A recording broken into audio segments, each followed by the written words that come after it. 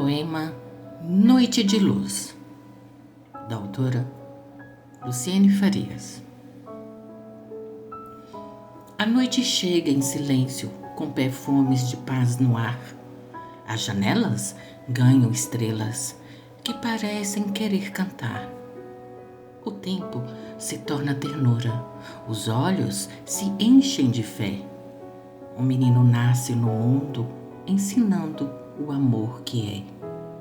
As vozes se unem suaves no hino de gratidão. Cada gesto se faz presente, cada abraço é oração. Que o Natal seja esperança, um caminho doce e gentil, a nos lembrar que o amor renasce em cada canto do Brasil. Da autora Luciene Farias.